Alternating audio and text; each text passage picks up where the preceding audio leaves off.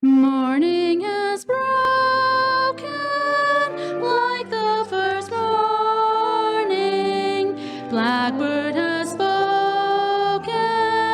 like the first bird. Praise for the singing, praise for the morning, praise for them springing fresh from the word.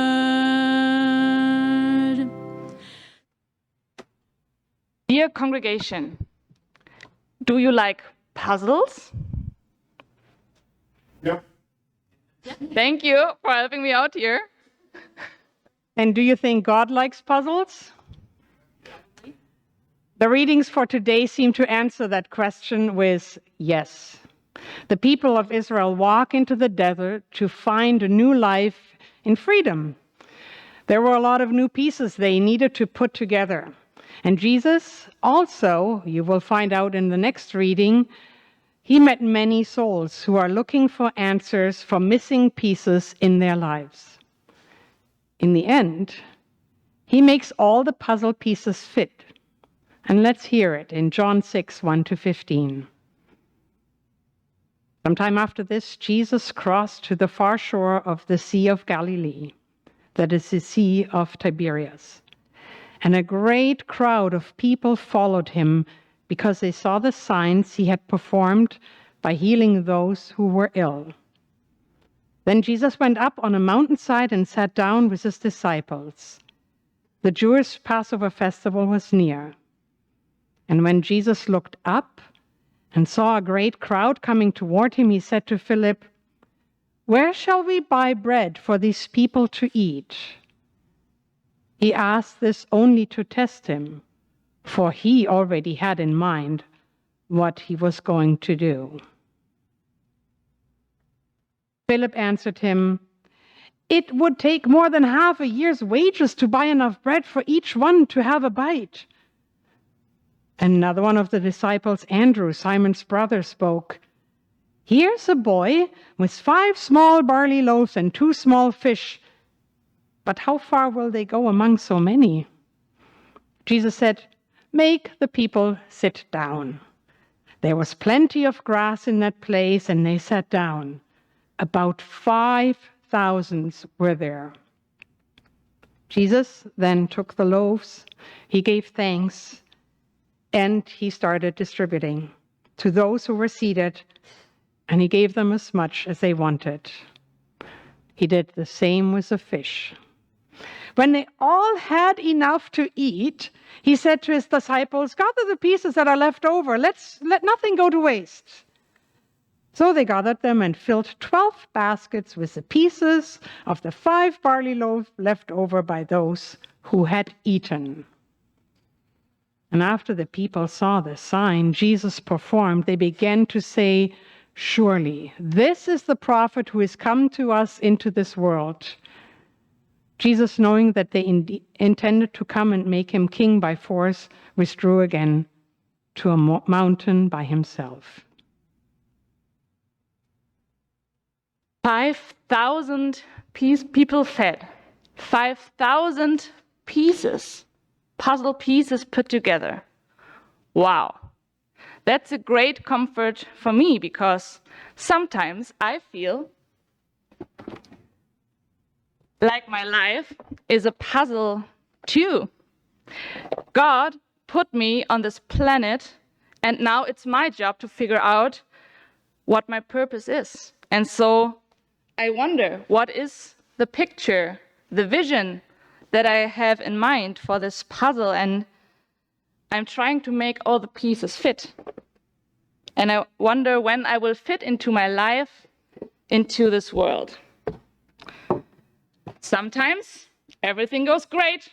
I have piece by piece, they seem to fall in line seamlessly, right? It's really cool. At other times, it's more like this.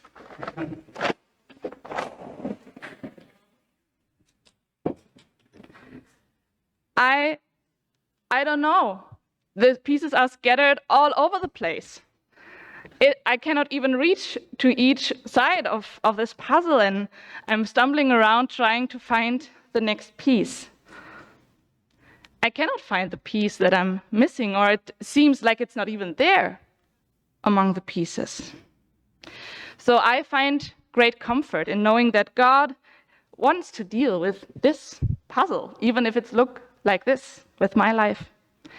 He opens the box, the 5,000, I mean, these are just 1,000, but you can imagine, right? The pieces are there. The people are there. They heard Jesus talk. They got nourished for their souls. But now they are getting hungry. And then what? So Jesus does what every good teacher does. He starts with a question. Where shall we buy bread for these people to eat? Then Jesus waits for the answer to come. Philip states the obvious. There's no money for that many people. It's way too expensive. But Andrew, he brings just a wee bit of hope to the table because he sees this small boy who happens to have some bread and some fish, and but he also has some doubts because he's kind of going, how long will this last to make it spread out around so many?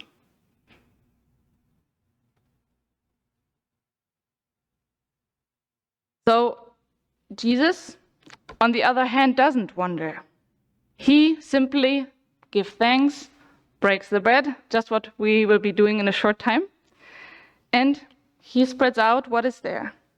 He's distributing, and so the miracle of the feeding of the 5,000 people unfolds.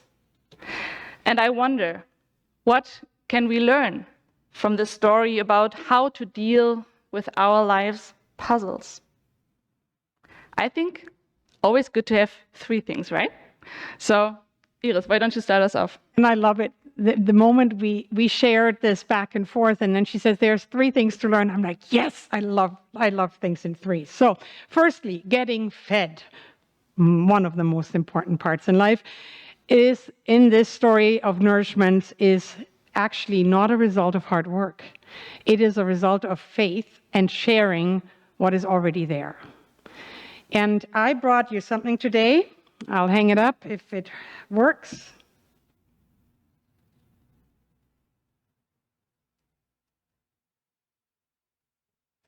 This is a ribbon from an aunt, my godmother, and it basically says, 5 sind geladen, 10 sind gekommen, gieß Wasser zur Suppe, heiß alle willkommen. So a translation could be, so 5 were invited, but 10 came. Add some water to the soup and welcome them all. So that's, I believe, what Jesus did on a much greater scale. This sharing reminds me of our bowls and blessings, where it somehow always seems to be enough. No matter who brings the pot, if it's this small or if it's this big, we have enough food. And but it also reminds me a lot of our communion as we share it together, and in a special way today. Good point. Secondly, this comes in handy. Secondly, even though it might be the hardest thing we will ever do, it's about letting go. To have that one piece that we try sometimes by force, try to fit in there, to put it down and let it go. Step back, perhaps just one Schritt, perhaps a little wider, and leave the puzzle in God's hand for a while. Trust Him to help you figure it out. Sometimes it also means a change of place. In Adam's case, to fulfill his pastoral training, to really be officially fit to lead a congregation, because we all know he's long able to do that by now, but he needs to make this last puzzle piece fit. And in Tanya's case, it's a journey around the world to find nourishment and inspiration for her soul. And thirdly, both readings tell me to try again and again, but not by myself, always together, because there are strengths in numbers. We have all experienced that many times over, especially when we're standing in the kitchen. Somebody inevitably will say, many hands make light work. Doing things alone oftentimes is highly overwhelming because we're limited to our own devices. And staying with this puzzle analogy, I often visit my mother-in-law in a senior home. And if you've ever been visiting senior homes, you know there's always puzzle tables. And it seems like the entire community is in on the gig. So somebody comes by, places one puzzle piece, another person gets all distraught and just spreads it all out again. But at the end, next time you visit or the third time you visit, the puzzle will be done. And so I pray today that we all can tune into this healing rhythm of faith, finding nourishment, being the manna that's raining from above or the bread that is miraculously getting more for body and soul. Learn to let go. Third, try again, together. And some pieces of these puzzles that are our lives, I think they perhaps will never fit or fit like we wanted to. And others will fall into places at times unexpected. One thing is for sure, God's love will guide us through it all. I wrote a song 15 years ago when I was in my 20s and just beginning to study theology. At that time, my life's puzzle really looked like this for me. So I was not really sure where I was going with my studies. I was not sure who I wanted to be or whom to be with. It was all a little bit chaotic. But even in all this uncertainty, there was this gut feeling that I had, and I knew that I was guided, I was connected, and that gave me hope.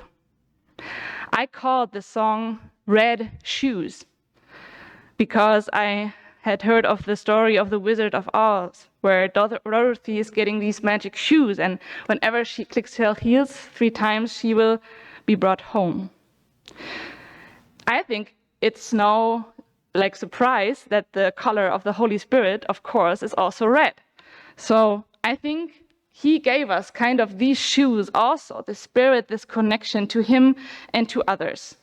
And this is my wish today for you, Adam, for you, Tanya, but really for everyone sitting in this room, that no matter how far we go and where our puzzle might lead us, that we always feel we have this home in God, in church, in every community of believers around this planet.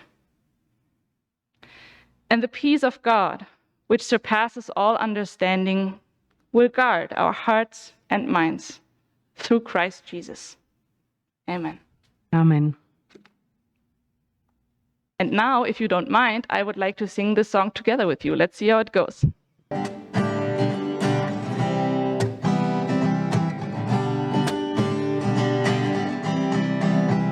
When I'm lonely, when I'm out in no man's land, when I'm insecure, traveling through the deserts of life, I'm gonna pull myself together, and I am not afraid, 'cause I got my red shoes. They will bring me home again, my red shoes, my red shoes, bring me home again, yeah, yeah, yeah. I'm not lost, you're always by my side. Sometimes I take a wrong way, but your word stands strong and high. You gave me those red shoes, and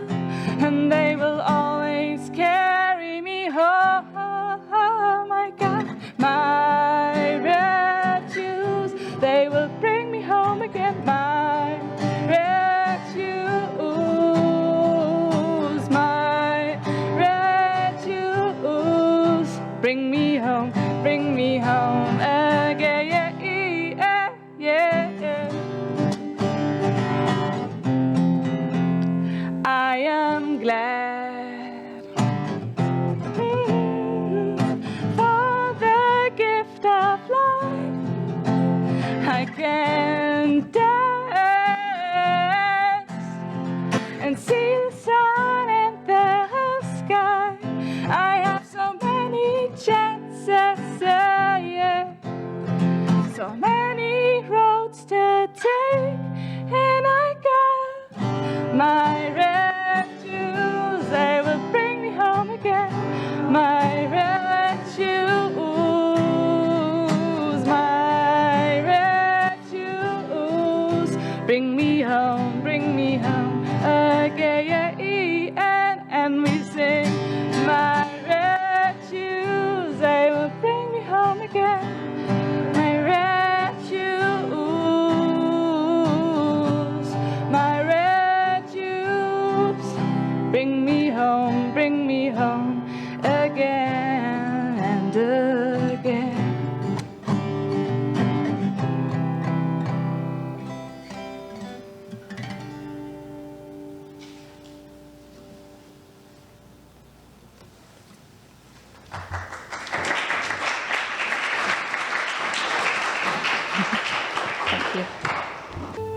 Die auf den Herrn harren, haben Flügel wie Adler, dass sie laufen und nicht matt werden, dass sie müde und nicht müde werden. Geht hin im Frieden unseres Herrn. Amen. Amen. Jesus said, I'm the light of the world. Whoever believes in me will not wander in the darkness, but will have the light of life. In this trust, let us move forward into this day and into all the coming days. Before I spoke a word, you were singing over me. And everybody knows the songs. Please join in. Some already do. You have been so, so good to me. I'm counting on Martin. Before I took a breath, you breathed your life in me. You have been so, so kind to me. Oh, the overwhelming, never-ending, reckless love of God. Oh, it chases me down, fights till I'm found, leaves the 99. I couldn't earn it, I don't deserve it, still you give yourself away. Oh, the overwhelming, never-ending, reckless love of God.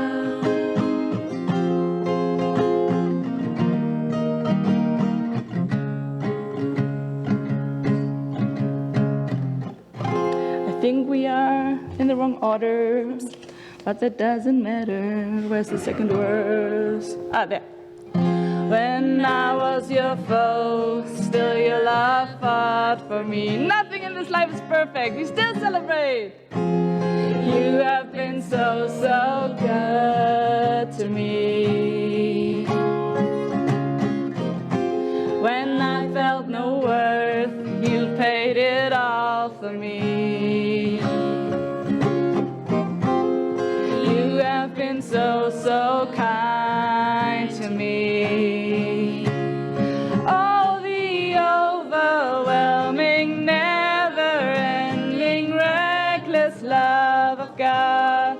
Oh, it chases me down, fights till I'm found, leaves the 99. I couldn't earn it, I don't deserve it, still you give yourself away. Oh, the overwhelming, never-ending, reckless love of God. There's no shadow you won't light up, mountain you won't climb up, coming after me. There's no wall you won't kick down, lie you won't tear down, coming after me. There's no wall you won't light up, mountain you won't climb up, coming after me. There's no wall you won't kick down, lie you won't tear down, coming after me. Oh, the overwhelming, never-ending, reckless love of God. I can hear you. It chases me down, fights till I'm found, leaves the 99. I couldn't earn it, I don't deserve it, still you give yourself away. Oh, the overwhelming, never-ending, reckless love of God.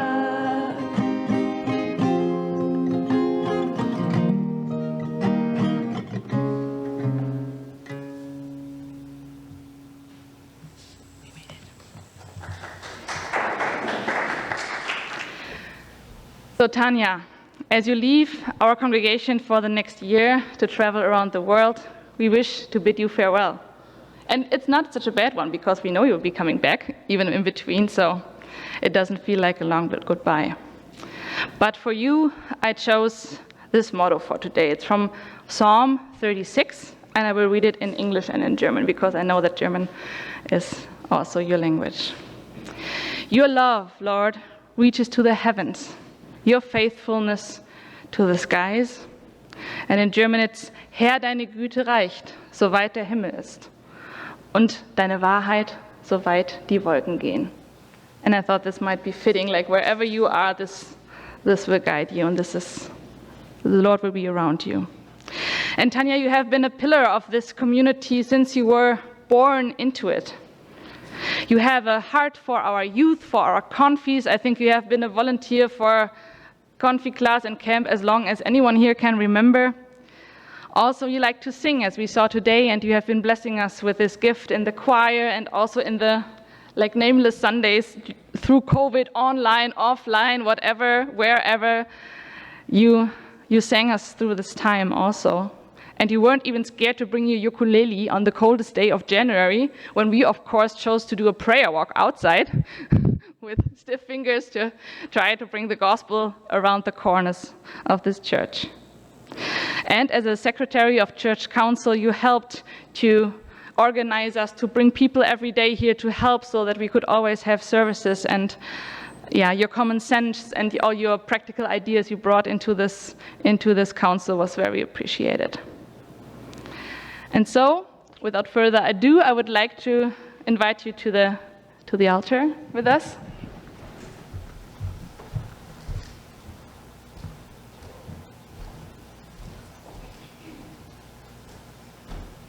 Trying not to destroy the puzzle. Okay, that's good.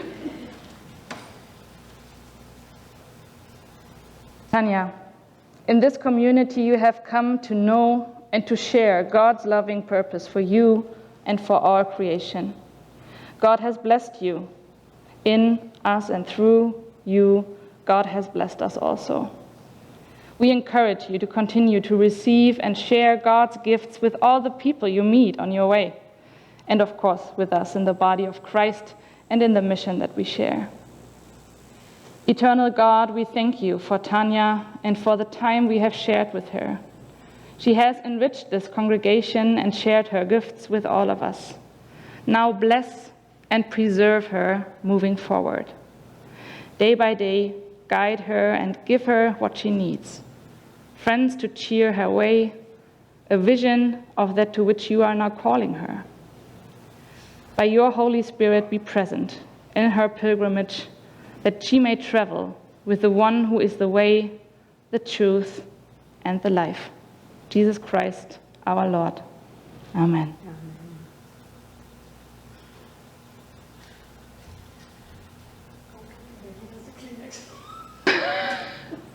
Good man.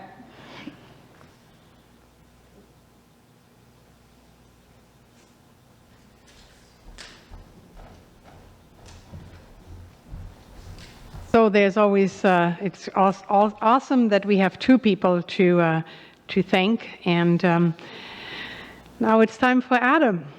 Adam, as you leave our congregation as our vicar, we wish to bid you farewell. The text chosen from the Bible is Galatians 5:22. But the fruit of the Spirit is love, joy, peace, forbearance, kindness, goodness, faithfulness.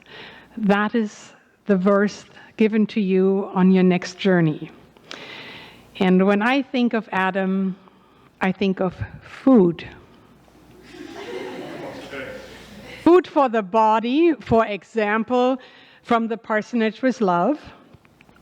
Food for the mind and soul, mostly delivered by telling one story and by engaging all senses.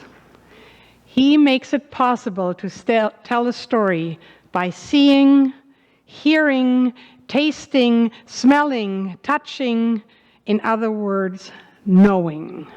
When Adam is done telling a story, I know this story. Being with Adam is like a full immersion in God's great kingdom on earth, with all of the trimmings. He embodies what Luke writes in chapter 17:21, because the kingdom of God is in your midst. And I believe the kingdom of God is always in our midst when Adam happens to be around. So thank you, Adam, for bringing God's kingdom to us up very close and personal. And I think it's time for you to now come up close and personal.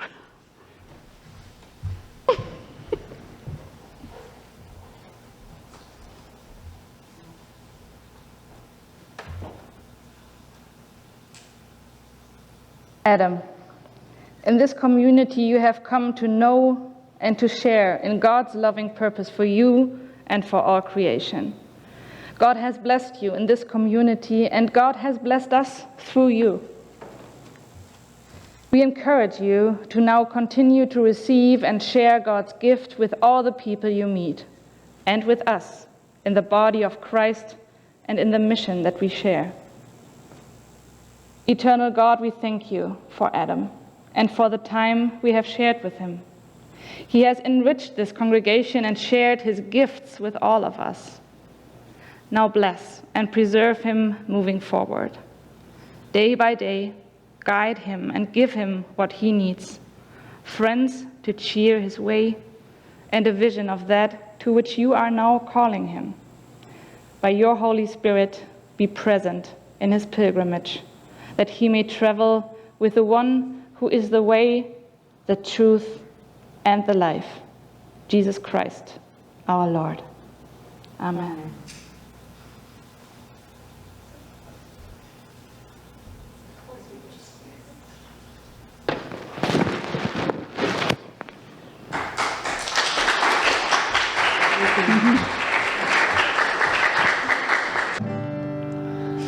We're trying to hold our breath. Let it stay this way. Can't let this moment end. Yet there is a dream in you, getting louder now. Can you hear it echoing? So we hope you will share this with us, 'cause we know without you, all the shine of 1,000 spotlights, all the stars we steal from the night sky won't keep it the same, never be the same. Towers of gold are still too little. These hands could hold the world, but it'll never be the same. Never be the same without you.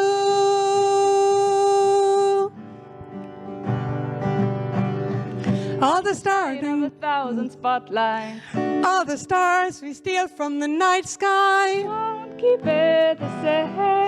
Never be the same. Towers of gold are still too little. These hands could hold the world, but it'll never say enough.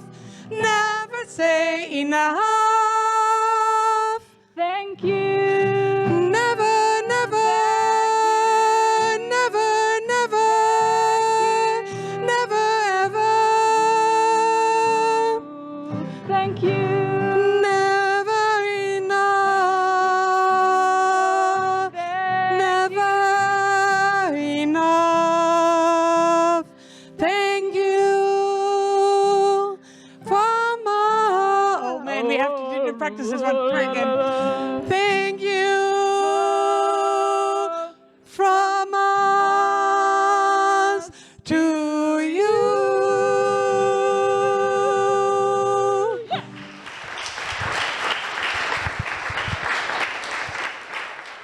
Der Herr segne dich und behüte dich. Der Herr lasse das Angesicht leuchten über dir und sei dir gnädig. Der Herr erhebe das Angesicht auf dich und schenke dir Frieden. The Lord bless you and keep you. The Lord lift his face upon you and be gracious to you. The Lord lift his countenance upon you and give you peace. Amen.